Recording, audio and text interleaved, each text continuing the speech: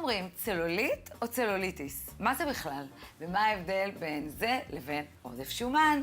גם אתם מבולבלים? בוא נגיד, בוקר טוב לשלי בן דור, האלופה שלנו. מה העניינים? בוקר טוב, סנדרה, בוקר טוב, אלון, מה שלומכם? מה נשמע? אז שלי, אנחנו בתוכנית הלימודים. תוכלי לעשות לנו ככה קצת סדר? בטח. אנחנו נלמד הבדלים. צלוליטיס או צלוליט? צלוליט, צלוליטיס, עודפי שומן ועודפי עור. קדימה. בעצם בארבעת אלו נתמקד. אז בואי נתחיל מצלוליט וצלוליטיס. אתה שואל את השאלה שהכי קלה לך כדוקטור, נכון? נכון. צלוליטיס מחלה, צלוליט עודף של גושי שומן בעור. צלוליט זה הנקודות האלה שיש לנו. כן, נערים וגבעות שיש לנו בעור, שאנחנו בעצם מחליקות בטיפולים של אולטרסאונד וגלי רדיו. אני גם מאוד רוצה לדעת, האם זה צלוליט שייך רק לעולם הנשים? או שזה מופיע גם אצל גברים?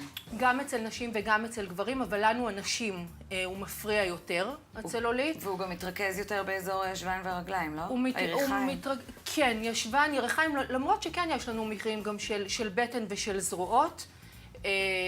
אנחנו רואות גם בתמונה את ההתרכזות שלו, ישבן וירכיים. כששם בעצם אנחנו יכולים לעשות גם הקפאות שומן, שמצמצם לנו היקפים, כי הרבה פעמים מפריע לנו גם מערים וגבעות של הצלוליט. וגם כמובן העודף. וגם עודף של שומן, כשכאן אנחנו בעצם נכנסים גם לנקודה של עודפי עור, שעודפי עור זה כבר באמת במרפאות, ובניתוחים זה פחות מתאים לטיפולים שמדברים על נושא של הקפאת שומן ונושא של צלוליט. זה משהו שיכול להישאר גם אחרי שעושים טיפול בעודפי השומן ובצלוליט. אנחנו עלולים להישאר בעצם עם עודפי עור שדורשים טיפול, לפי מה שאני מבין? עודפי עור בדרך כלל נוצרים כתוצאה מדיאטה שאנחנו משילים הרבה מאוד מהמשקל. בולט בעיקר בדרך כלל באזור של הבטן וירכיים פנימיות, לפעמים גם בזרועות, ששם באמת יותר מתאימה פרוצדורה שהיא ניתוחית. ברגע שזה לא עודף עור, אלא עודף או של שומן או צלוליט, אלה דברים שניתן לטפל בהם. טיפולים שהם לא כירורגיים ולא דורשים חדרי ניתוח. כן. וטיפולים בצד של ההקפאות שומן להצרת היקפים שהם מחזיקים לנצח, כי תא שומן שנהרס לא חוזר לעולם. ובמקום של צלוליט, צלוליט לצערנו זאת נטייה גנטית. אז רגע, בואי נחדד שנייה אחת. לצלוליט אין בעצם פתרון בעולם של הכירורגיה הפלסטית. מה הפתרון של הקוסמטי? כן. חימום, בעצם חימום רקמה באמצעות אולטרסאונד וגלי רדיו. בדרך כלל אנחנו ככה דרושות סדרות כאלה יותר מסיביות זה מה שרציתי לשאול, כמה פעמים, רפיטציה של כל בין שבוע ל10 ימים, סדר בין 6 ל8 טיפולים, וכן דורש תחזוקה. דורש תחזוקה או של אחת לחודש, או פעם בחצי שנה או שנה לחזור ולעשות טיפולים כאלו בצלוליט, סדרות, בשעה שבעולם של ההקפאות שומן, בהקפאות שומן אנחנו בעצם פוגשים מטופלים במרווחי זמן של חודש וחצי, ל4 מפגשים כאלה, והשומן לא יחזור לעולם לאזורי הטיפול. כלומר, זה for good מה שנקרא.